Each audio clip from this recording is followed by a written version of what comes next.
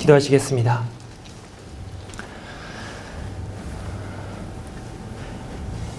하나님과 우리의 허물어지고 깨어진 관계를 회복하기 위하여 이 땅에 육신의 몸을 입고 오신 예수 그리스도께서 우리가 받아야 될 고난과 또 죄의 모든 값을 다 짊어지시고 저 고통 속에 고난 속에 십자가를 향해 가신 우리 예수 그리스도의 그 놀라운 구속의 은혜를 찬양합니다. 그런 관계 속에서 하나님과 우리의 관계는 다시 회복이 되어지고 또 주님의 그 십자가 은혜를 통하여 우리가 용서받은 자로서 이렇게 하나님 앞에 서서 찬양과 감사를 올려드리게 되었습니다. 이 사실을 우리가 매일매일 놓치지 않고 진심으로 고백하면서 오늘도 용서받은 자로서 하나님과 화목하게 된 자로서 이 세상에 또 우리 삶의 모든 자리에 용서받지 못한 자들을 용서할 줄 알고 또 모든 불평과 흑암과 모든 싸움과 갈등의 자리자리마다 우리가 가는 자리에 그 하나님의 은혜와 평강과 화목이 이루어지는 화목해 하는 자로 세워질 수 있는 저희들 되게 하여 주시옵소서. 오늘 함께 말씀을 나누며 우리의 심령을 우리의 생각을 어루만져 주시는 성령님의 손길을 경험하기를 원합니다. 우리의 생각을 바꿔주시고 나아가 우리의 모든 삶의 자리에 행동으로 또 순종으로 이어지는 역사 있게 하여 주옵소서. 예수님의 이름으로 기도드렸습니다. 아멘. 자, 우리 하나님의 말씀 함께 보시겠습니다. 마태복음 6장 14절 15절입니다.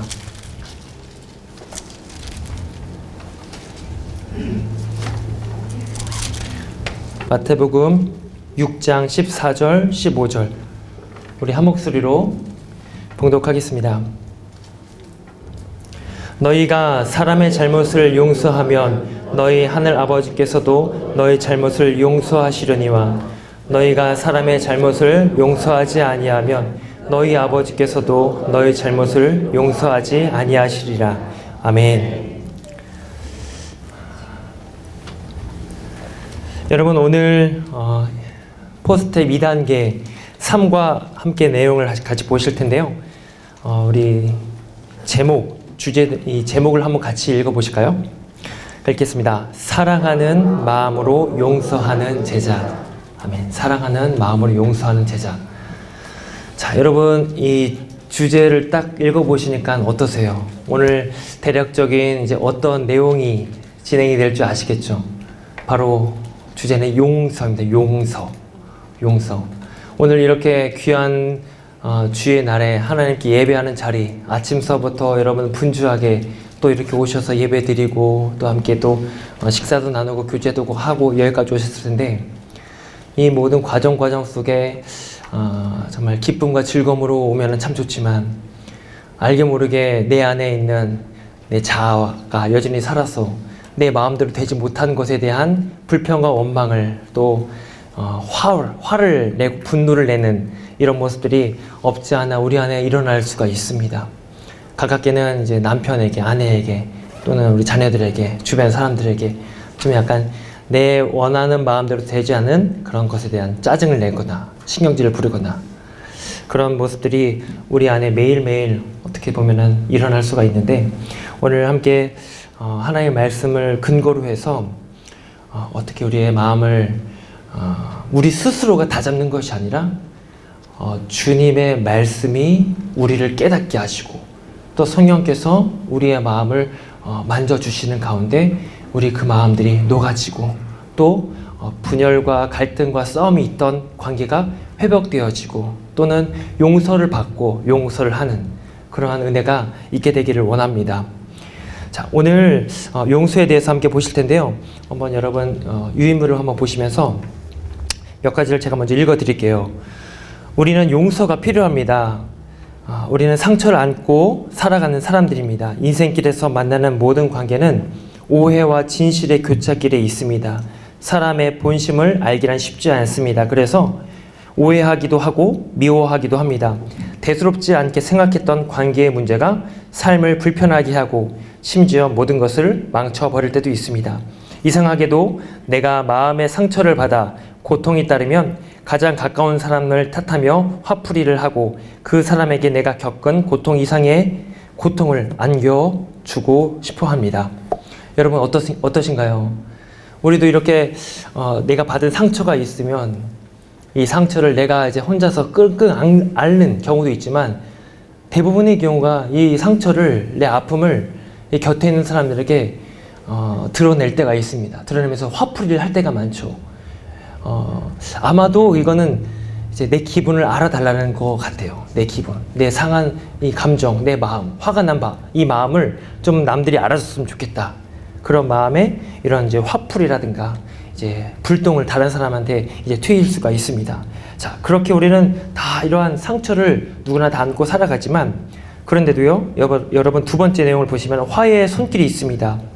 사람들은 자신에게 상처를 준 사람을 용서해주면 내 자존심이 허락하지 않으며 자존심에 멍이 든다고 생각합니다. 그러나 그 괴로움을 안고 살기보다는 훌훌 털어버리고 내일의 희망을 위해 밝게 살다 보면 오히려 상처를 준 사람이 결국 화해의 손길을 보낸다는 것을 기억합시다. 우리에게는 용서가 필요합니다. 자, 어떻습니까? 충분히 공감이 되는 이제 이야기죠. 우리에게는 그렇게 화해의 손길이 있습니다. 물론 이 내용들은 우리 스스로가 생각해서 어떤 마음을 가지느냐에 따라서 우리가 이렇게 용서를 할 수도 있고 또 우리 기분을 풀 수도 있고, 그러면서 서로 상대방의 관계가 회복이 될 수 있다라고 이제 이렇게 개론적으로 제가 이렇게 말씀을 드렸고, 이제 우리가 좀 더 구체적으로 그렇다고 한다면 우리 성도들은, 하나님을 믿는 백성들은 어떻게 우리가 용서를 할 수 있고 용서를 받을 수 있는지를 좀 구체적으로 살펴보도록 하겠습니다. 자, 여러분 네 번째, 하나님의 용서를 한번 보십시오. 하나님께서는 우리가 먼저 다른 사람을 용서하기 원하십니다. 그러면 우리를 용서하시겠다고 합니다. 이미 하나님의 용서는 우리 곁에 와 있습니다. 우리가 다른 사람을 용서할 때 하나님의 용서는 즉각적으로 이루어지며 모든 관계가 새로워지게 됩니다. 자, 하나님의 용서가 사실은 이제 모든 관계의 회복의 중심에 있습니다. 모든 근거는 하나님의 용서하심, 바로 거기에 있죠. 무엇보다 놓치지 말아야 될 사실은 저와 여러분들은 이미 하나님의 용서를 받은 자로 이 자리에 계시다는 사실을 믿으시죠. 우리가 그렇게 시작이 되는 성도의 삶입니다. 하나님의 용서가 없이는 우리는 아무도 이 자리에 있을 수가 없습니다. 거기에서부터 용서를 말할 수 있고 화해와 화목을 이야기를 할 수 있습니다. 자, 그러면 두 번째로 넘어가셔서 자신을 용서하지 못하는 제자의 모습을 한번 보십시오. 우리 사무엘하 12장 13절 우리 말씀 한번 같이 읽어보실까요? 다윗이, 함께 읽습니다. 다윗이, 제가 읽어드릴게요. 다윗이 나단에게 이르되 내가 여호와께 죄를 범하였노라 하매 나단이 다윗에게 말하되 여호와께서도 당신의 죄를 사하셨나니 당신이 죽지 아니하려니와. 자, 제가 읽어드리는 이 말씀은 다윗이 우리야의 아내 밧세바를 범하고 난 다음에 나단 선지자가 찾아와서 다윗의 죄를 일러줬을 때, 그때서야 다윗이 고백했던 내용이 바로 오늘 제가 읽어드린 내용입니다. 다윗이 나단 선지자가 자기에게 찾아와서 자신의 죄를 일러주기 전까지는 다윗은 사실 알지 못했어요. 본인이 어떤 죄를 저질렀는지 알지 못했습니다. 알지 못했다라고 얘기를 했지만 사실은 알면서도 숨기고 싶었던 거였죠. 아무도 모를 줄 알았습니다. 그 사실을. 근데 나단 선지자가 하나님의 말씀을 듣고 와서 비유를 통해서 수많은 이제 가축을 가진 부자가 정말 딸과 같이 키우는 어린 양 한 마리를 키우는 그 가난한 옆에 이웃의 그 양을 이제 빼앗아다가 대접했던 그런 비유를 통해서 다윗은 어떤 얘기를 그 자리에서 했냐면은 진심을 다해서 했습니다. 그런 자는 죽여 마땅하다. 이 나라에 그런 자가 있으면 죽이라. 이렇게까지 명령을 내렸는데 나단 선지자의 대답이 뭐냐면 바로 당신입니다. 바로 그가 당신입니다. 그 한마디에 다윗은 한마디 말도 못하고 그냥 무너져 내립니다. 그때까지만 하더라도 다윗은 왕권의 최고의 절정기에 이르렀던 시기였습니다. 어느 누구도 심지어 어느 주변의 이방 나라들도 넘보지 못했던 그런 다윗의 왕권이었습니다. 그때 절정을 찍을 때에 그 일로 인해서 완전히 무너져 내려서 바닥을 치게 되죠. 그러면서 고백했던 시편의 내용이 시편 51편의 내용입니다. 우리 이따가 토요일 시간에 한번 같이 시편 51편을 함께 보실 텐데요. 여기에서 중요한 이 용서의 원리를 우리는 발견할 수가 있습니다. 그것이 뭐냐면요. 오늘 12장 13절 다시 한번 읽어드릴게요. 다윗이 나단에게 이르되 내가 여호와께 죄를 범하였노라 하매 나단이 다윗에게 말하되 여호와께서도 당신의 죄를 사하셨나니 당신이 죽지 아니하려니와 이렇게 얘기를 합니다. 나단 선지자는 다윗이 하나님 앞에 회개하고 용서를 구하는 것을 알아요. 그래서 다윗에게 일러줍니다. 하나님께서 당신의 죄를 사하셨습니다. 용서하셨습니다. 그런데 그것이 끝이 아니죠. 끝이 아니라 바로 뒤이어 나오는 12장 14절의 내용을 잘 들어보십시오. 이 일로 말미암아 여호와의 원수가 크게 비방할 거리를 얻게 하셨으니 당신이 낳은 아기가 반드시 죽으리이다 하고 이 고백을 외칩니다. 그러니까 하나님께는 용서를 받았지만 그에 마땅한 죄의 대가는 당신이 받게 될 것입니다. 이게 바로 하나님의 용서와 그 안에 담겨있는 공의의 원리입니다. 자, 우리가 죄를 지었어요. 이 죄를 짓는 것은 뭐 다양한 이 모습들이 있을 겁니다. 우리 마음으로 짓는 죄도 있을 테고 또 아니면은 상대방의 어떤 다른 사람과의 관계 속에서 짓는, 그래서 상대방에게 피해를 입게 하는 그런 죄도 있을 것입니다. 여러 가지 모습들이 있겠지만 중요한 것은 죄는 첫 번째로 하나님께 먼저 용서함을 받아야 됩니다. 그리고 나서 그에 대한 죄의 대가는 내가 감당해야 된다라는 것이죠. 그냥 하나님이 용서해 주셨다는 것으로 해서 내가 용서받았어 그럼 끝났어 이게 아니라는 거죠. 다윗이 이 일로 인해서 밧세바를 범한 그 결과로 아이를 이제 임신하지 않습니까? 그 아이가 어떻게 되죠? 죽게 됩니다. 그 아이가 죽게 돼요. 그래서 죄는 용서받았지만 그 죄의 대가를 치르는 일로 밧세바와의 관계 속에서 태어난 아이는, 첫 번째 태어난 아이는 죽게 됩니다. 자, 즉 죄의 값을 지불해야 된다는 것이 하나님의 방식이죠. 한번 생각해 보십시오. 여러분들이 또 제가 죄를 지었어요. 근데 그 죄에 대한 회개와 하나님의 용서를 구해요. 열심히 기도하면서 눈물로 부르짖으면서 기도하는데 그렇게 하나님께 응답을 받으면서 용서를 받은 것 같아요. 그런데 그것이 다 그걸로서 해결이 될까요? 이것이 내가 하나님과의 관계에서 벌어진 죄라고 한다면은 하나님은 그걸로 또 용서해 줄 수 있겠지만 만약에 타인과의 관계 속에서 죄가 벌어졌다면 어떻게 될까요? 거기에 대한 이 해결은 어떻게 해야 될까요? 하나님이 용서해 준 걸로 끝났으면 상대방이 받은 피해는 어떻게 될까요? 거기에 대한 마땅한 대가를 사실은 우리가 감당해야 된다라는 것이죠. 그것의 상징으로서 밧세바와 이 관계 속에서 태어난 첫 번째 아들이 죽게 됩니다. 자, 그런데요.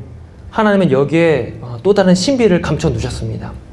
그렇게 태어난 첫째 아들이 죽게 되면서 물론 밧세바도 그렇겠죠. 근데 성경에는 그 표현이 나와 있지 않지만 다윗의 그 심정을 성경은 기록을 합니다. 먹지도 않고 마시지도 않고 금식하면서 하나님께 부르짖어요. 이 아이를 살려달라고. 근데 결국 죽죠. 그 일로 인해서 비통한 심정을 이 다윗이 갖고 있습니다. 그런데 하나님은 그 비통한 심정을 다시금 회복하기 위하여서 두 번째 아들을 갖게 하시죠. 그래서 태어난 아들이 누구였죠? 네, 솔로몬. 솔로몬이 이제 그 다음에 아들로서 태어나게 되는데, 솔로몬이라고 하는 그 히브리 단어의 원어 그리고 그 표현의 변형을 찾아보면요, 잘 아시는 단어입니다. 샬롬이라고 하는 단어와 솔로몬이라고 하는 단어가 어원이 같아요. 화평, 화목. 그렇게 해서 이름 붙여진 아들이 누구냐면은 솔로몬입니다. 솔로몬. 화평케 하는 자. 그리고 이 솔로몬에게 붙여진 또 다른 이름이 있습니다. 사무엘하 12장에 보시면 그의 이름을 여디디아라고도 불려져요. 여디디아. 여디디아라고 하면서 성경에 해석을 붙여주죠. 그 뜻은 사랑하는 자다라는 뜻입니다. 사랑하는 자. 사랑하는 자. 샬롬이면서 동시에 사랑하는 자로서 태어난 아들이 솔로몬입니다. 하나님은 여기에 어떤 신비를 감춰두고 계시냐면은, 물론 다윗이 지은 죄에 대해서 첫째는 하나님께 용서를 받아야 되면서, 그리고 동시에 자기가 지은 죄에 대한 대가를 자기가 받아야 돼요. 그 일로서 첫 번째 태어난 아들이 죽죠. 근데 하나님은 거기에 위로를 주시는데, 어떤 위로를 주시냐면은 샬롬.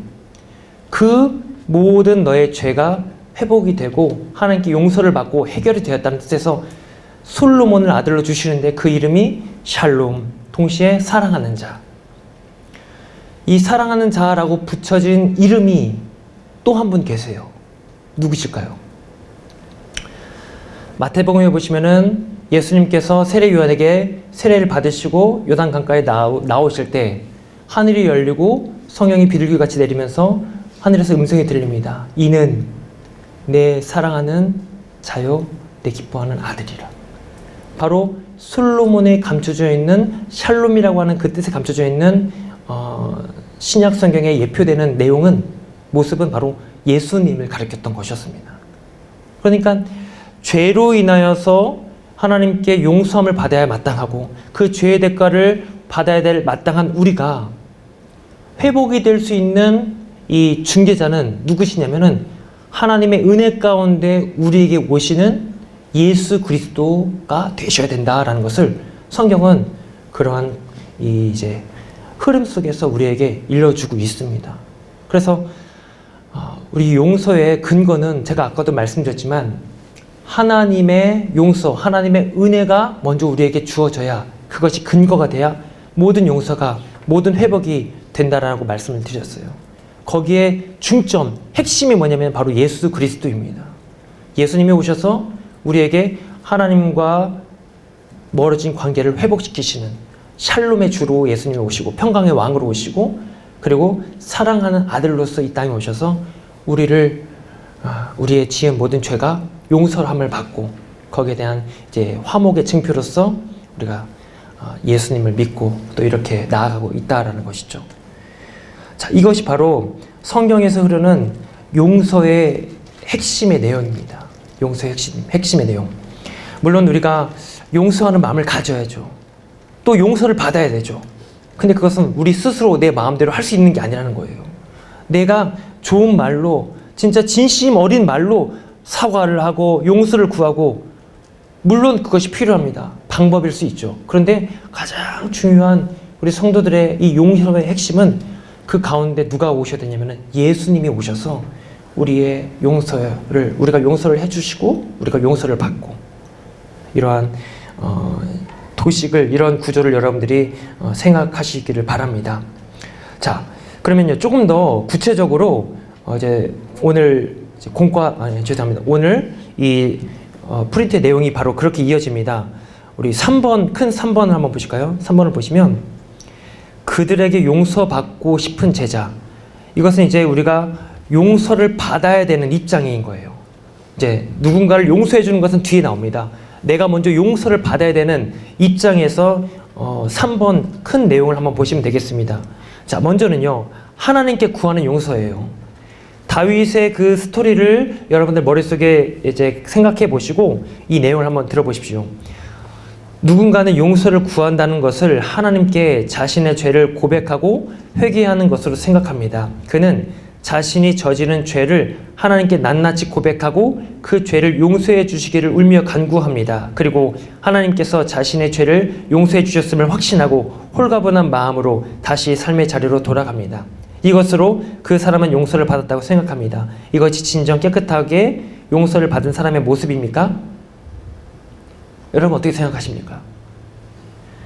내가 지은 죄에 대해서 하나님께 철저히 회개하고 용서를 구해서 하나님의 이제 응답을 받은 것 같아요.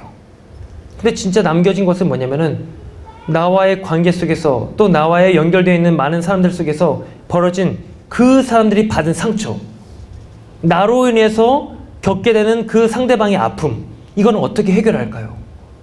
그래서 나오는 것이 두 번째입니다. 이웃에게 구하는 용서. 또 누군가는 용서를 구한다는 것을 잘못한 사람에게 자신의 실수와 잘못을 솔직하게 말하고 꾸짖지 말고 덮어달라고 간청하는 것으로 생각합니다. 자신의 이기적인 마음과 연약한 감정 때문에 누군가의 잘못을 저질렀을 때 그 사람에게 솔직히 이야기하는 것입니다. 이러한 과정을 통해 용서를 받고 그 사람과의 관계가 회복되는 것을 경험합니다. 이것이 진정 용서받는 사람의 모습입니까? 자, 이렇게 질문을 하는 것은 순전히 상대방에게만 구하는 용서를 이야기를 하는 겁니다. 그런데 오늘 이 3과의 내용은, 세 번째 큰 주제의 내용은 그 두 가지를 같이 하라는 것입니다. 같이. 자, 우리 3번 진실한 제자, 이 내용을 우리 한번 같이 읽어보실까요? 용서는 하나님과 이웃 모두에게 받아야 합니다. 어느 한쪽도 빠져서는 안 됩니다. 하나님께 간절히 회개함으로 죄를 씻음받고 이웃에게 솔직히 잘못을 고백함으로 관계가 회복되어야 합니다. 영적으로 죄는 사함받았지만 여전히 이웃과 등지며 어그러진 관계를 지속한다면 그것은 예수님께서 원하시는 용서의 모습이 아닙니다. 예수님께서는 형제, 자매, 이웃과 내가 원망이 아닌 화목하기를 원하십니다. 아멘. 여러분 어떠십니까? 우리가 자주 실수하고 넘어갈 수 있는 부분이 바로 이겁니다. 우리 믿는 성도들의 입장에서 다른 사람과의 관계 속에서 내가 지은 실수, 내가 지은 죄로 인해서 상대방이 상처를 받고 또한 그 나의 지은 죄는 하나님께 용서함을 받아야 되는 그런 죄를 지었어요. 근데 우리는 주로 첫 번째만 생각을 합니다. 하나님께만 용서를 구하면 끝이 난 거라고 생각을 해요. 그러다 보니까 아쉽게도 오늘날 세상에서 교회를 향한 또 예수 믿는 사람들을 향한 인식이 그렇게 쏙 좋지 않은 것 같아요. 왜냐하면은 우리가 하나님께만 용서를 받은 걸로 우리는 끝이라고 생각을 합니다. 그런데 그게 아니라는 거죠. 진짜 하나님께서 원하시는 것은 첫째는 하나님과의 관계가 우리의 죄의 용서를 통하여, 죄의 용서를 받음을 통하여 회복이 되는 것이고, 그와 같이 이웃과의 관계 회복도 하나님은 요구하고 계시다는 것이죠. 그래서 우리가 세상에 살아가다 보면은 나의 실수와 나의 부족함으로 그렇게 상처를 입게 하거나 또 그런 아픔을 주게 됐을 때에는 하나님께도 용서를 구하면서 동시에 그 상대방에 대한 충분한 용서를 우리는 구해야 될 줄로 믿습니다. 그게 바로 우리 성도들의 사실 삶의 그런 용서의 내용이 돼야 되는 것이죠. 자, 여러분 마태복음 5장 23절 24절 나오는 말씀을 떼어줄 수 있나요? 네, 우리 한번 같이 읽겠습니다. 그러므로 예물을 제단에 드리려다가 거기서 내 형제에게 원망 들을 만한 일이 있는 것이 생각나거든 예물을 제단 앞에 두고 먼저 가서 형제와 화목하고 그 후에 와서 예물을 드리라. 아멘. 예수님께서 이제 산상수훈을 통해서 하신 말씀인데, 예배를 드리려거든, 예배가 뭡니까? 하나님과의 화목을 상징하는 겁니다. 하나님과의 관계가 가까워진 것을 얘기를 해요. 하나님과의 화목을 우리는 예배로 드리다고 한다면 먼저 하나님께서 요구하시는 것이 뭐냐면은 형제와 화목하지 못한 일이 있으면은 그거 먼저 해결하고 와라, 그런 얘기예요. 형제와 자매와 관계도 회복되지 않은 상태로 와서 하나님께 예배를 드리고 예물을 드린다는 건 하나님 기뻐하시지 않는다는 거죠. 먼저는 관계가, 이웃과의 관계가, 형제와의 관계가 허물어졌을 땐 그 관계를 다시 회복하고 그리고 와서 하나님께 예배를 드려라. 이 말씀은 마태복음 5장에 나오는, 마태복음 5장, 6장, 7장은 산상수훈입니다. 산상수훈. 저희 사순절, 이 갈보리 사순절 기도회 하는데 마태복음을 지금 하고 있습니다. 여러분들 새벽 기도에 참석하고 계시죠? 네, 계실 줄 믿습니다. 말씀을 통해서 보시면요, 마태복음 기자의 중심되는 이 중심 주제가 뭐냐면요, 하나님 나라예요. 어떻게 이 세상에서 우리가 발을 딛고 사는 이 땅에서 하나님의 나라를 이룩할 수 있을까? 그것을 위해서 예수님이 오셔서 가르쳐 주시는 거예요. 행동들, 우리의 말, 우리의 생각, 마음 전부 하나 다 하나님의 나라를 이 땅에서 이루기 위해서 가르쳐 주신 내용이 그 핵심이 바로 산상수훈입니다. 즉 하나님의 나라를 이루는 방식은 하나님 나라 백성이 된 우리가 어떻게 온유하게 긍휼히 여기면서 화평을 추구하면서 그리고 용서를 하고 용서를 받고 할 수 있을까? 거기에 대한 내용이 중심 내용이 이 산상수훈에 담겨져 있는데 거기에서 주님이 하신 말씀이 하나님께 예배를 드리거든 먼저 형제의 관계를 화목하게 만들고 와서 드려라. 여러분 한번 오늘 생각해 보십시오. 오늘 예배 드리시면서 혹시 형제 자매와 또 지인과의 허물어진 그 관계를 회복하지 않고 와서 드리시진 않았는지 한번 생각해 보십시오. 웃으시는 분들은 뭔가 사인이 있는 것 같은데 어떠십니까? 항상 모든 예배마다 이 말씀을 여러분들 기억하시고 그렇게 사람과의 관계를 회복하고 오셔서 예배를 드리시길 바랍니다. 제일 많이 걸리는 사람이 누구냐면요, 바로 저입니다. 저도 그런 일이 많아요. 정말 사소한 일 때문에 예배 전에 또 막 예민해질 수밖에 없어요. 그러다 보니까 가까운 사람과 좀 말다툼을 하다가도 예배 가고 그러면은 예배 드린 것 같지가 않아요. 주님의 말씀이 참 맞습니다. 모든 여러분의 삶의 자리에서 먼저 사람과의 관계를 회복하고 그리고 주님 앞에 나아가 하나님과의 화목의 자리로 들어가시는 여러분 되시길 바랍니다. 이 내용은 조금 더 뒤에 가서 한 번 더 제가 설명을 드리겠습니다. 자, 우리 큰 4번 한번 보십시오. 용서의 방법이 나옵니다. 자, 첫 번째는 결심이 필요하다는 거죠. 우리가 허물어진 이 관계를 회복하기 위해서는 먼저 우리 마음에 결심이 필요하죠. 여기서부터는 이제 우리가 용서하는 입장에서 이해를 하시면 됩니다. 용서받는 입장 말고 용서하는. 누군가가 나에게 실수를 하거나 잘못을 저질렀을 때 화가 나죠. 거기에 대해 화풀이를 하고 싶죠. 그런데 용서할 수 있는 방법은 첫째는 결심을 하라는 것이죠. 그리고 두 번째는 뭐냐면은 상대방을 이해하라는 것입니다. 이것은 사실 세상의 사람들 다 알고 있어요. 결심을 하고 상대방의 마음을 또 헤아릴 줄 아는 우리 성도들은 무엇보다 세상에서 말하는 어떤 윤리적이고 도덕적인 것은 기본적으로 우리 성도들은 다 우리는 이해를 합니다. 주님의 말씀, 하나님의 말씀에는 물론 도덕적이고 윤리적인 어떤 행동 강령들을 포함하고 있지만 그것을 넘어서 더 영적인 세계로 주님은 우리에게 말씀을 하세요. 자, 어떤 내용이 더 이어지냐면요. 세 번째, 값싼 용서는 진정한 용서가 아닙니다. 자, 여러분 이 값싼 용서에 대해서 한번 좀 내용을 한번 잘 들어보십시오. 상대방이 했던 행동이나 말을 정당화해 주거나 앞으로 그와 같은 상처를 계속 받아도 감수하겠다고 생각하는 것은 값싼 용서입니다.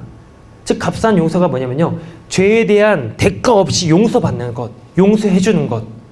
괜찮아 좋은 게 좋은 거지, 괜찮아 넘어가자, 이런 것이 이제 값싼 용서에 해당하는 겁니다. 자, 값싼 용서를 하면 내 안에 있는 분노와 아픔을 억압하게 되는데 그 억압된 분노와 아픔이 쌓이다 보면 나중에 더 강력하게 폭발되어 파괴적인 힘이 됩니다. 또한 값싼 용서가 가해자한테도 도움이 전혀 안 됩니다. 가해자 자신이 얼마나 잘못했는지 반성하고 뉘우칠 기회를 갖지 못하기 때문입니다. 값싼 용서는 덕이 아니라 도리어 해가 될 수 있다는 것을 기억해야 됩니다.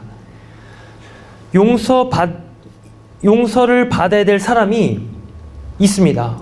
그래서 우리가 용서를 해줘야 되는데 그 사람이 잘못을 우리는 확실하게 그가 알 수 있도록 말해줘야 된다는 거죠. 가르쳐줘야 된다는 거죠. 그냥 괜찮아, 덮어줄게, 없이 해줄게, 이게 아니라는 거예요.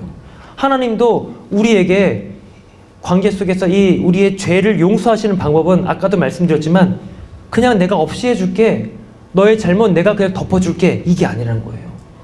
그 죄에 대한 대가를 확실하게 먼저 우리가 알 수 있게, 하나님이 그게 용서의 원리입니다. 그래서 여러분, 만약에 하나님이 우리의 죄를 그냥 없이 해줄게, 용서해줄게 하면서 덮어버리면 예수님이 이 땅에 오실 필요가 없습니다. 그렇지 않습니까? 예수님이 이 땅에 왜 오셨습니까? 오신 이유는 우리의 모든 죄와 이 죄의 대가들을 다 예수님이 짊어지기 위해서 오셨습니다. 그 죄를 그냥 덮어버리는 것이 아니라 그 죄를 하나하나 낱낱이 우리 모든 죄짐을 다 짊어지고 십자가에 달려 죽으시면서 그 죄의 문제를 해결해 주셨다라는 것이죠. 그래서 예수님이 오신 목적도 바로 여기에 있습니다. 그와 같이 우리 이 세상에서의 많은 사람들과의 관계 속에서도 값싼 용서는 결코 우리에게 도움이 될 것이 아닙니다. 용서받아야 될 사람 또한 용서받는 것에 대한 감격이 없을 거예요. 자, 이 값싼 용서와 같이 여러분들이 생각하실 것이 있습니다. 그것이 뭐냐면 들어보셨을 거예요. 값싼 은혜. 값싼 은혜. 이 값싼 은혜라고 하는 용어는 저 독일의 이제 목사님이면서 신학자였던 디트리히 보네퍼 목사님이 이 값싼 은혜에 대한 이제 이야기를 했습니다. 그것이 뭐냐면요. 나에게 은혜가 부어졌는데, 하나님의 은혜가 부어졌는데 그것이 나에게 아무런 무게가 없어요. 그냥 뜬구름 잡는 거나 마찬가지입니다. 그냥 나 은혜 받았으면 돼. 이게 아니라는 거죠. 우리에게 임한 하나님의 은혜는 예수 그리스도의 하나님 본인이면서 동시에 독생자이신 예수님을 이 땅에 보내주셔서 피 흘리면서 찢으면서 자기의 생명을 다 바치면서 죽으면서까지도 우리를 살려내신 은혜라는 거죠. 거기에 대한 예수님의 그 십자가 구속의 은혜를 우리가 그냥 값싸게 여기지 말라는 거예요. 여러분들의 믿음, 그래서 여러분들의 삶은 엄청난 겁니다. 그냥 내가 교회 다니면 됐지, 나 예수 믿으면 됐지, 이게 아니에요. 오늘도 우리가 주님의 이 주의 전으로 한 걸음 발 디딤해서 왔다라고 하는 것은요, 어마어마한 무게가 그 안에 담겨져 있는 겁니다. 그만큼 여러분들은 대단한 삶을 살고 계시다는 거예요. 하나님의 은혜를, 그렇게 무거운 은혜를, 귀한 은혜를 우리가 받았다라는 것이죠. 그러한 개념 속에서 값싼 용서를 이해하시면 쉬우실 겁니다. 값싼 용서가 바로 그런 거예요. 자, 이제는 이제 본론으로 좀 들어가겠습니다. 그렇다고 한다면은 과연 성경에서 말씀하는 이 용서는 우리가 어떻게 할 수 있을까? 자, 우리 큰 5번으로 한번 보십시오. 제자의 연약함을 감싸 안으시는 하나님. 이 내용은 예수님께서 자신을 모른다고 3번씩이나 부인한 베드로를 용서하시는 성경의 말씀을 중심으로 다루고 있습니다. 자, 여러분 우리 성경 말씀 한번 같이 찾아보실까요? 요한복음 21장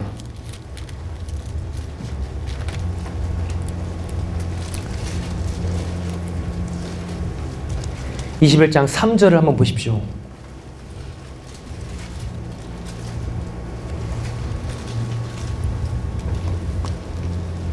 자, 제가 좀 읽어드릴게요.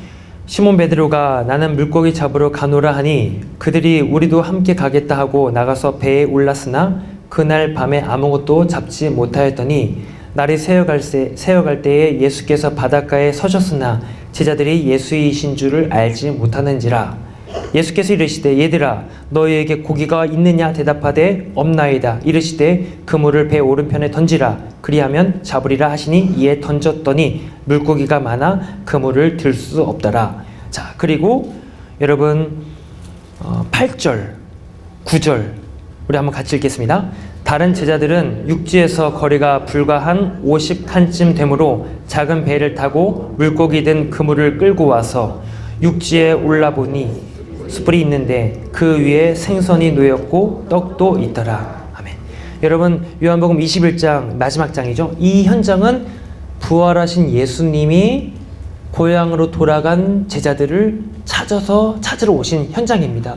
여기에 누가 있었냐면요, 베드로가 있었습니다.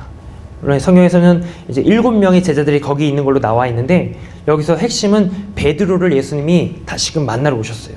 만나셔서 뭐라고 하셨을까요? 한번 생각해 보십시오. 베드로가 예수님을 모른다고 3번씩이나 부인을 했습니다. 여러분이 만약에 예수님이라고 했다면 여러분은 어떤 마음이 드셨을까요? 베드로를 만나자마자 뭐라고 얘기하셨을 것 같으세요? 야, 너 일로 와. 너 나한테 어떻게 그럴 수가 있어? 너 다른 사람들은 뭐라도 너 혼자 나는 끝까지 찾는다면서 나를 따라온다면서 목숨까지 건다면서 너 뭐야? 이랬을 것 같아요, 저는. 근데 예수님이 하신 말씀은 거기에 대해 1절 대답하지 않았어요. 그냥 침묵을 일관하시면서 조용하게 물고기 잡았냐? 잡은 것 좀 있으면 일로 갖고 와봐라 하고 베드로가 물고기 잡아가지고 막 끌고서는 해변에 나왔는데 봤더니 예수님이 거기에 숯불을 피우고 계십니다. 떡도 있고 생선도 있습니다. 딱 그 장면을 보는 순간 베드로는 어떤 생각이 들었을까요? 이야, 맛있겠다. 이게 아니죠. 성경, 우리 한글 성경에서는 숯불이라고 표현이 되어 있지만 이 불, 숯불이라고 하는 그 헬러 용어를 찾아보니까 예수님을 모른다고 배반했던 그날 밤 대제사장의 집들에 놓여져 있던 추우니까 불을 피워놓는 그 화로에 곁에 있었습니다. 거기서 모른다고 배반을 했잖아요.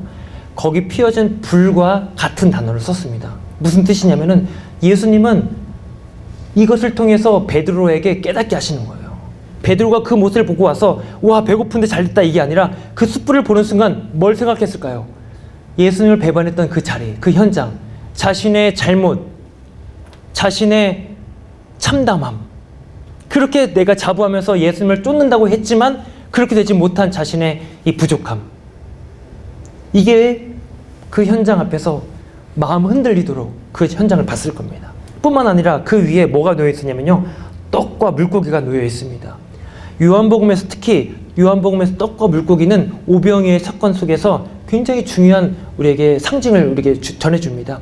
예수님께서 요한복음 죄송합니다 6장인가 해서요, 떡과 물고기 오병이어의 사건을 보여주시면서 우리에게 뭘 말씀하셨냐면요, 이는 하늘에서 내려온 생명의 떡인데 너희들이 육신의 양식을 먹음으로써 끝이 아니라 너희들이 진정 찾아야 될 것은 생명의 떡이다.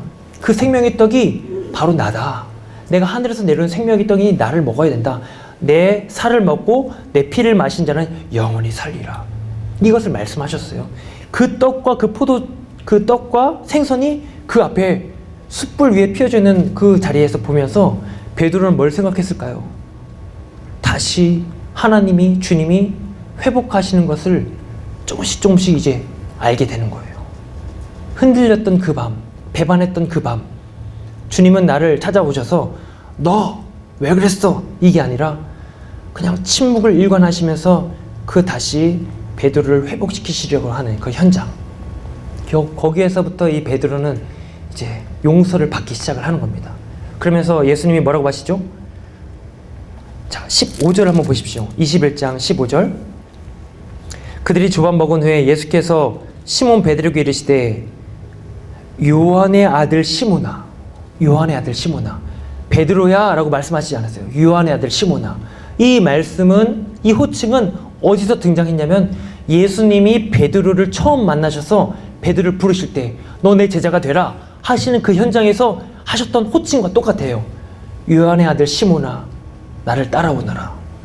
그 이야기를 오늘 21장에서 다시 하신단 말이죠. 무슨 뜻일까요? 처음 만났을 때의 그 기억을 떠올리면서 그 감격 속에서 야, 너 나 배반한 건 넘어졌지만 다시금 너 그 자리에서 일어나서 나를 위해 이제는 목숨을 거는 삶을 살아가라. 바로 용서가 회복이 되는 현장이라는 얘기죠. 그러면서 하신 말씀이 네가 이 사람들보다 나를 더 사랑하느냐? 몇 번 물으시죠? 3번 물으세요. 네가 나를 더 사랑하느냐? 3번 물으시죠. 거기서 베드로가 뭐라고 대답합니까? 예, 주님 사랑합니다. 사랑합니다. 3번째 예수님 물으실 때 베드로의 고백이 뭐냐면요, 근심하여 이르되 주님, 제가 주님을 사랑하는 줄 주님께서 더 잘 아십니다. 이 얘기는요, 예수님이 3번씩 2번씩 물으시니까 진짜 자기가 예수님을 사랑하는지 고민이 되는 거예요.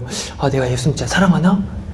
근데 나올 수밖에 없는 것은 사랑이에요. 주님, 부족하지만 예수님이 저를 이렇게 회복시키시고 사랑해 주시는 것에 비하면 저는 아무것도 안 되지만 그럼에도 저는 주님 사랑합니다. 주님 제 마음 아시죠? 이것을 고백을 하는 거예요. 그제서 예수님이 그래, 내 양을 먹여라. 거기서 이제 회복이 되어진다라는 얘기가 되죠. 이게 바로 예수님이 우리에게, 베드로에게 보여주신 용서의 내용입니다. 앞에서도 말씀드렸지만 예수님이라고 그런 마음이 없으셨을까요?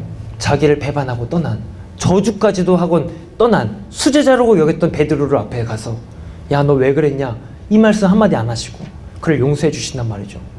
그렇다고 한다면은 오늘 이제 결론으로 가서 우리는 어떻게 그런 용서를 할 수 있을까요?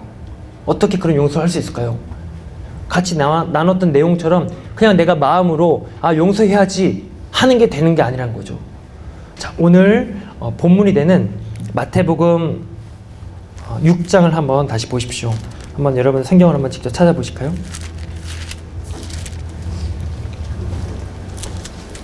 자, 마태복음 6장을 이렇게 펼쳐두시고 자, 큰 6번 주제로 한번 가셔서 내용을 한번 보십시오. 사랑함으로 용서하는 제자. 우리가 예수님처럼 그렇게 용서할 수 있는 제자가 되기 위해서는 어떻게 할 수 있는가? 자, 용서는 우리 안에 하나님의 성품을 그대로 받아들이는 길입니다. 우리가 용서한다면 사랑이시며 한없이 참으시며 기다리시는 예수님의 성품을 소유한 제자가 되는 것입니다. 아멘. 여러분, 이 내용을 좀 설명을 드리도록 하겠습니다. 마태복음 6장, 자, 우리 앞에 바로 나와 있는 5장 38절, 39절 한번 먼저 보십시오.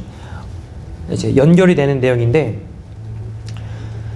또 눈은 눈으로, 이는 이로 갚으라 하였다는 것을 너희가 들었으나 나는 너희에게 이르노니 악한 자를 대적하지 말라. 누구든지 내 오른편 뺨을 치거든 왼편도 돌려대며 또 너를 고발하여 속옷을 가지고자 하는 자에게 겉옷까지도 가지게 하며.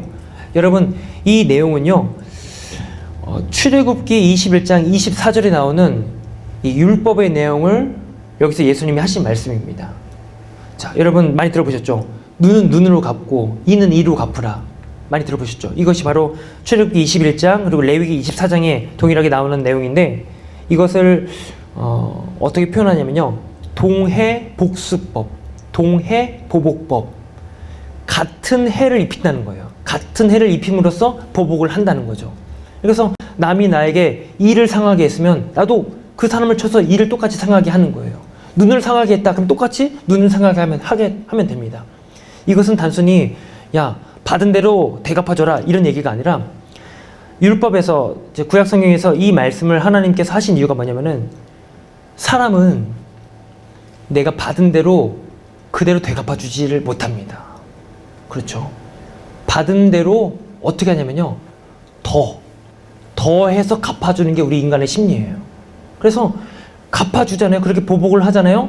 그러면 상대방은 내가 해를 가한 것보다 더 많은 것을 받으면은 참지를 못해요.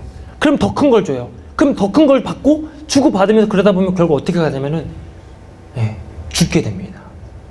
살인까지 벌어지게 되는 것이 인간의 심리라는 거죠. 그래서 하나님은 인간의 심리를 너무도 잘 아셔서 야, 당한 것만큼만 줘라, 이걸 아예 법으로 정해 주셨어요. 인간의 심리를. 그러니까 받은 대로 갚아줘라 이런 여기에 목적이 있는 것이 아니라, 인간의 악함을 아시기 때문에 어느 정도까지 한계를 정해 주신 거예요. 받은 대로만 갚아라.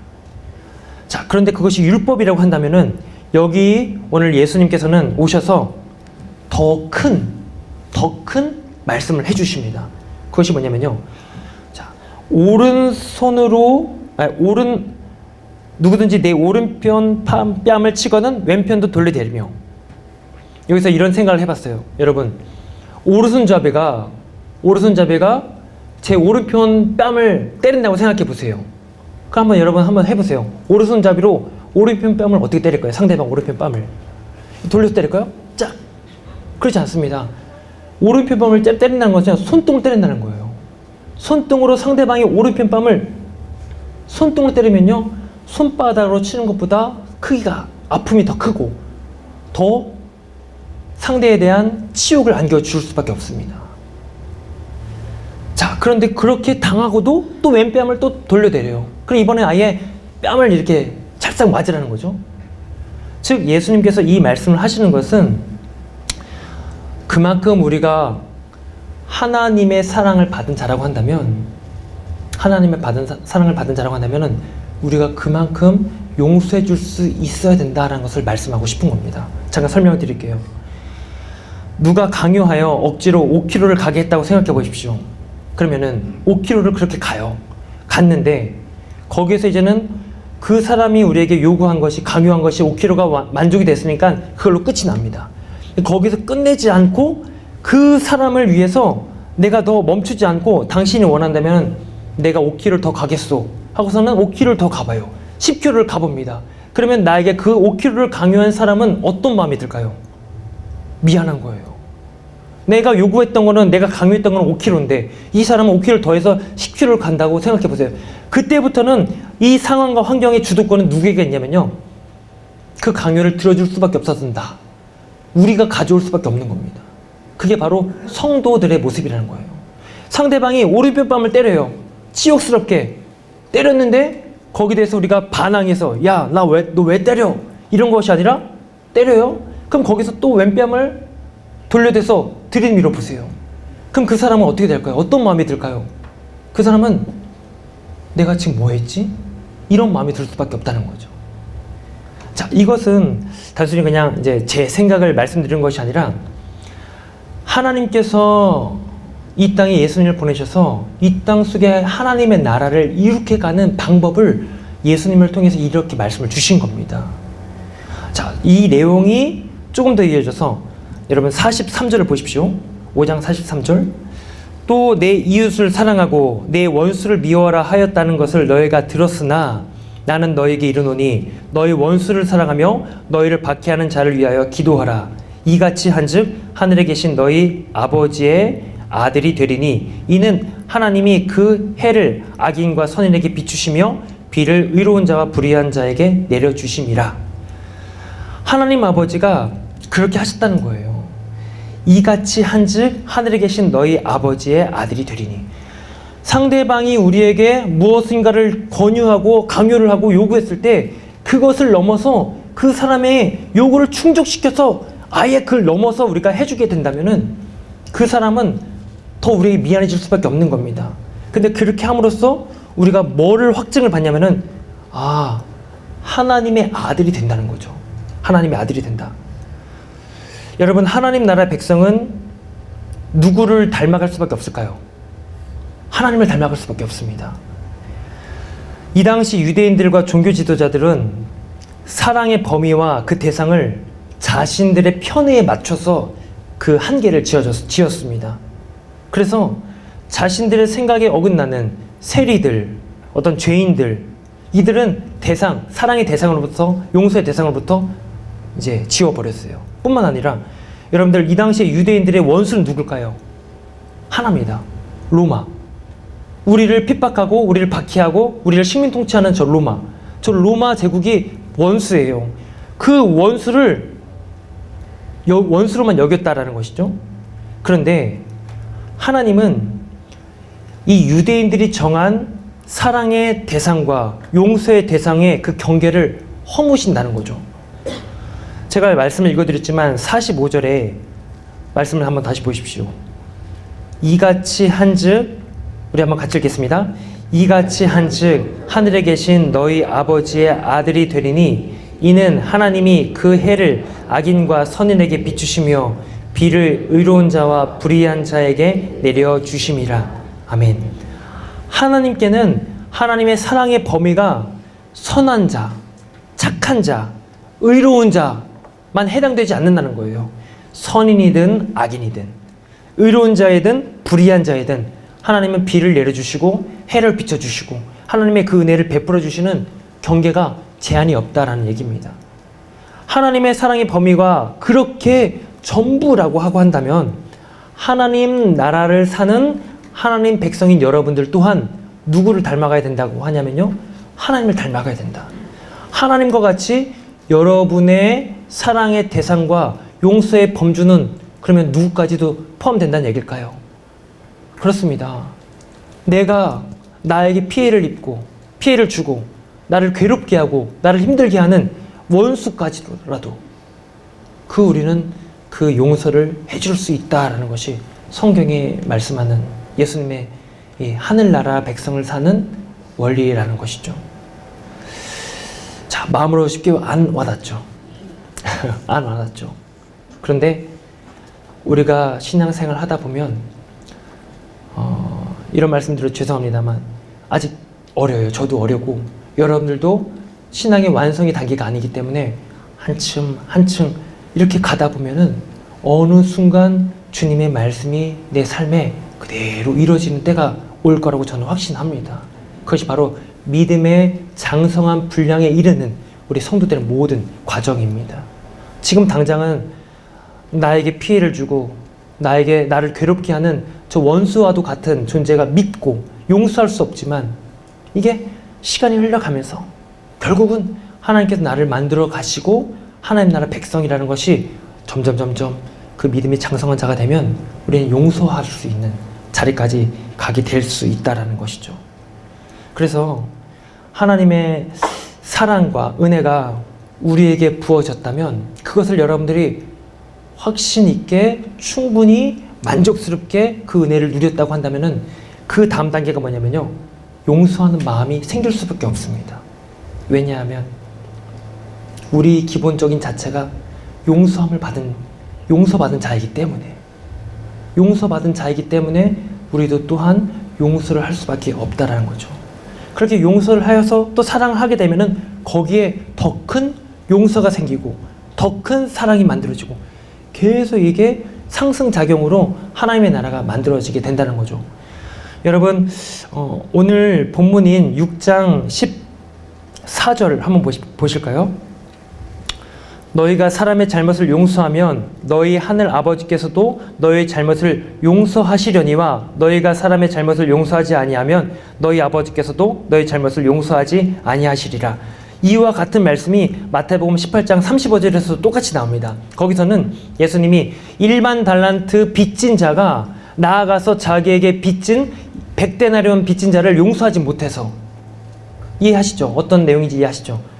거기에서 이 군주 왕이 그 사람을 다시 불러들여가지고, 야, 내가 너 이렇게 더 큰 거를 내가 빚을 탕감해줬는데 넌 고작 그거 너한테 빚졌다고 용서 못해줬어?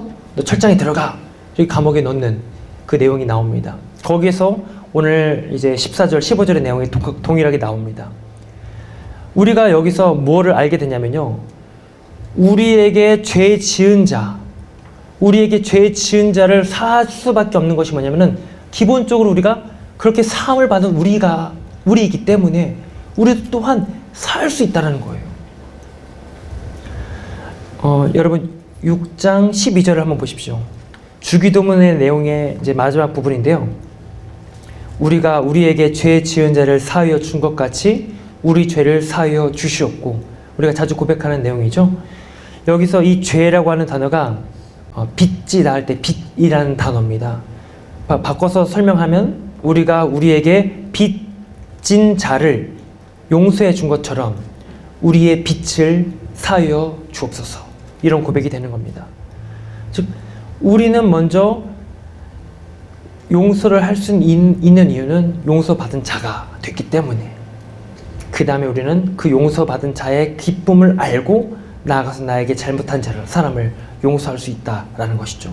그렇게 용서의 마음이 커지고 나아가면 더 큰 은혜와 사랑이 넘쳐나고 계속 이제 상승작용이 연쇄작용이 되어진다라는 것이죠.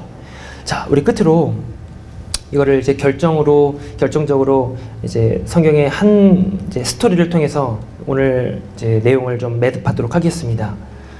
여러분,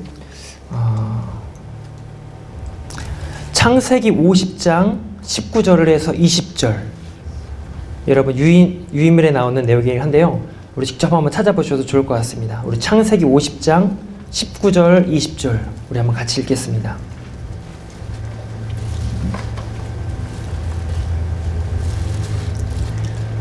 자, 읽겠습니다.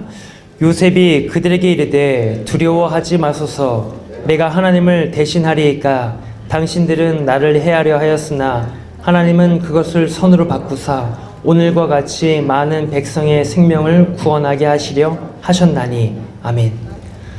요셉이 나중에 가서 형들을 용서하는 장면이 바로 읽어드린 이제 같이 읽은 내용입니다. 아시듯이 요셉이 애굽으로 포로로 끌려오게 된 계기는 형들에 버려지고 팔림에 의해서 이제 애굽에 오게 됐습니다. 적어도 요셉이 한 13년간의 이 애굽에서 노예살이, 종살이, 그리고 죄수로도 들어가잖아요. 그 살이를 하고 이제 애굽의 총리가 되어지게 되는데, 그 13년이라는 시간 동안 보내면서 요셉이 어떤 생각을 했을까요? 한번 요셉이 되어서 여러분이 생각해 보세요. 어떤 마음이 여러분 드셨을 것 같아요? 모르긴 몰라도 절반은 형들에 대한 미움일 겁니다. 그 어릴 적 아무것도 모르는 나를, 형들이 나를 팔아가지고 구덩이에 던지고 저 상인의 손에 팔려가지고 나를 애굽으로 보냈단 말이에요. 그러면은 그 13년이라는 시간 동안에 매일매일 복수의 칼날을 갈았을지도 모릅니다. 아마 성경에는 표현이 되어 있지 않았지만 그렇게 마음을 가졌을지도 몰라요. 그런데 요셉이 이렇게 용서할 수 있었던 이유는 뭘까요? 단지 자기가 그냥 총리가 됐기 때문에, 야, 이제 나는 모든 한을 다 이뤘어. 내가 정말 받아왔던 그런 아픔과 상처가 다 내가 총리가 되면서 하나님이 날 보상해 주셨어. 그것 때문에 용서를 했을까요? 그렇지 않습니다. 창세기에서 나오는 요셉의 스토리는요, 요셉이 총리가 되는 그것이 클라이막스가 아니라 바로 용서하는 이 현장이 요셉 스토리의 클라이막스입니다. 자, 여기서 중요한 것이 있습니다. 그것이 뭐냐면요, 20절에 보시면요, 당신들은 나를 해하려 하였지만 하나님은 그것을 선으로 바꾸셨습니다. 바로 그 내용입니다. 하나님의 은혜가, 하나님의 이끄심이 나에게 이렇게 왔기 때문에 내가 당신들을 용서할 수 있다, 그런 얘기입니다. 요셉이 감옥으로 들어가고 죄인으로 또 이 종으로 포로로 끌려갈 때마다 어떤 마음이 들었을까요? 이해할 수 없습니다. 내가 왜 여기까지 끌려왔을까? 내가 왜 죄인으로까지 들어가야 됐을까? 아무 잘못도 한 것도 없는데. 그런데 형들이 나중에 가서 총리가 된 자기 앞에 무릎을 조아리고 자기 앞에 무릎을 꿇고 양식을 구할 때, 그 순간 요셉은 파노라마가 지나가는 것처럼 자신의 13년의 그런 시간들이 쫙 지나가는 겁니다. 아, 하나님이 이것을 위해서 나를 여기 보내셨구나. 우리가 그럴 수가 있습니다. 인생을 살다 보면은 실패가 있을 수 있고 굴곡진 인생들이 계속해서 벌어집니다. 그렇게 걸어갈 때마다 여러분 하나같이 다 이해가 되지 않잖아요. 왜 나에게 이런 일이 벌어졌는지. 정말 답답하고 정말 누가 나에게 설득을 해도 설득되지 않는 그런 마음이에요. 그런데 지나가다 어느 순간 보니까, 지나왔던 걸음을 보니까 어느 순간 깨달아질 때가 있어요. 아, 요셉 같은 경우도 자기 앞에 무릎을 조아린 형들의 모습을 통해서, 아, 세상의 구원자를 나를 세우시기 위해서 나를 그렇게 먼저 보내셨구나. 요셉이 그것을 알게 되는 순간 형들에 대한 눈이 달라집니다. 그러면서 형들에 대한 연민의 이 감정도 느껴지게 돼요. 아, 어렸을 때 그렇게 아버지에게 독사랑을 받았던, 이제 독사랑을 독차지했던 독사랑이 아니죠. 사랑을 독차지했던 나 때문에 다른 형들은 어떤 마음이었을까? 그 마음을 눈여겨보게 돼요. 그리고 어느 순간 보니까 남겨져 있는 이 누굽니까? 시므온을 되찾기 위해서 이제 자신들의 형제들이 옛날과 같지 않은 거예요. 이제는 옛날처럼 미워하고 시기하고 누구를 밀고 하는 게 아니라 이 형제들도 시간이 흘러가면서 서로 간의 아픔과 상처를 안고 하면서 자라난 겁니다. 성숙해진 거예요. 아, 형제들도 아픔이 있었겠구나. 그리고 누가 볼모로 잡혀 남자면요, 시몬이 남습니다. 시몬이 남아서 죄송합니다. 유다가 남죠. 유다가 남아서 시몬이 남아서 내가 우리 형제들을 위해서 내가 남겠습니다. 우리가 간첩이 아니고 우리가 당신의 적이 아니라는 것을 증명하기 위해서 내가 애굽에 남아서 우리 마지막 아들 막내 동생인 베냐민이 올 때까지 기다리겠습니다. 이러면서 형제들도 한 부분 다 이렇게 깎이고 쪼개지고 다 그런 모습으로 되어져 왔다는 것을 요셉이 보는 거예요. 요셉도 한편으로는 형들에 대한 연민도 느끼고 그러면서 마음이 눈 녹듯 녹아지면서 용서가 이루어지게 되는 것이죠. 그래서 오늘 이 전체적인 내용을 저는 이렇게 정리를 하고 싶어요. 그것이 뭐냐면은 첫 번째는 우리가 하나님의 은혜를 먼저 받은 자. 그래서 하나님의 용서를 먼저 받은 자가 되었다라는 것이고, 두 번째는 하나님 나라의 백성이라고 한다면은 하나님 나라에 해당하는 하나님처럼, 하나님의 모습처럼, 주님의 성품처럼 우리도 또한 용서를 할 수 있는 자가 될 수 있다라는 것이죠. 되라는 것이 아니에요. 그렇게 되어질 수 있습니다. 되어진다는 것이죠. 그것이 우리를 만들어 가시는 과정이고, 끝으로 세 번째는 하나님께서 이해할 수 없는 우리의 걸음을 하나님, 선하신 하나님이 이끌어 가신다는 믿음이 우리 앞에 있을 때 우리는 용서를 할 수가 있다는 것입니다. 선하신 하나님을 여러분들 믿으시죠? 우리는 어떠한 우리의 인간적인 상식과 도덕적인 기준으로 선을 만들어 놓고 하나님 이 선을 이루어 주십시오. 하나님은 그런 분이 아니죠. 하나님은 선하시기 때문에 하나님이 하시는 모든 일은 다 선할 수밖에 없다는 겁니다. 그러한 이해 속에서 우리는 이제 여러분의 삶의 자리에서 용서를 이루어 갈 줄로 믿습니다. 오늘 사랑하는 마음으로 용서하는 제자가 되어서 여러분들이 이 한 주간을 살아가시면서 또 이 용서를 실제로 한번 해보시고 그렇게 순종하셔서 여러분의 삶의 자리에 또 여러분의 심령과 마음속에 주님이 주시는 기쁨으로 채워지는 은혜가 있게 되기를 원합니다. 자, 오늘 함께 우리 토의할 내용을 한번 같이 보실까요?